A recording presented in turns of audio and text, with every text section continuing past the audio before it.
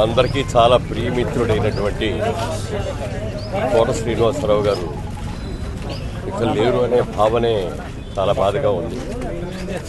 ఉదయం నిద్ర లేచేటప్పటికే దుర్వార్త విని తట్టుకోలేకపోయాం. ఒక అద్భుతమైన నటుడిని కోల్పోయింది సినిమా పరిశ్రమ. నాటకాలు వేసే రోజుల నుంచి కూడా కోట శ్రీనివాసరావు గారితో మాకు పరిచయాలు ఉన్నాయి. అలాగే నేను అవుట్డోర్ షూటింగ్ హైదరాబాద్ వచ్చినప్పుడల్లా కూడా ఆయన రావటం కలవటం చాలాసార్లు కబుర్లు చెప్పుకోవటం అట్లా కూడా జరుగుతూ ఉండేది. ఆయన ప్రతిఘటన సినిమా ఓవర్ నైట్ ఒక పెద్ద నటుడు అయిపోయిన తర్వాత ఆయన్ని ఇప్పుడే మేము తీస్తున్నటువంటి సినిమా ఇదే నా సమాధానం అనే సినిమాలో ఓ మంచి క్యారెక్టర్ ఉంది, వెంటనే వచ్చేయని చెప్పి మరుసటి రోజే ఆయన హైదరాబాద్ నుంచి మెడ్రాస్కి పిలిపించుకొని షూటింగ్ చేసాం.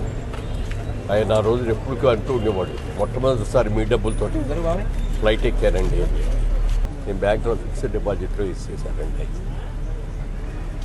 సెంటిమెంటల్గా కూడా అందరితో గట్టి బాగుండేవాడు, మంచి మిత్రుడు. నాటకాల్లో ఆయన చూసిన దాని తర్వాత ఒకసారి క్రాంతి కుమార్ గారితో నేనే అన్నాను, ఒక స్టేజ్ మీద ఉన్నా అండి, మంచి యాక్టర్ బాగా చేస్తాడు అని చెప్తే మొట్టమొదటిసారిగా ఆయన్ని ప్రాణం ఖరీదని సినిమాలో క్రాంతి కుమార్ గారి సినిమాలోనే ఆయన వేషం ఇవ్వడం జరిగింది. ప్రతిఘటన సినిమా అయిన తర్వాత చాలా అసలు తిరుగులేని నటుడుగా, ఒక విలక్షణ నటుడుగా తను మంచి పేరు తీసుకున్నాడు. తెలుగు, తమిళ్, హిందీ, కన్నడ, మలయాళం అనేక సినిమాల్లో ఎన్ని పాత్రలు నటించాడు. కొన్ని పాత్రలు అయితే కోట శ్రీనివాసరావు తప్ప మరొకళ్ళు లేరు, ఇలా యాక్ట్ చేయలేరు అనేటటువంటి మంచి పేరు తెచ్చుకున్నటువంటి మంచి మిత్రుడిని, మంచి నటుడిని కోల్పోయిన అందుకు సినిమా ఇండస్ట్రీ చాలా బాధపడుతోంది. ఈ లోటు ఎవరో తీర్చలేనిది.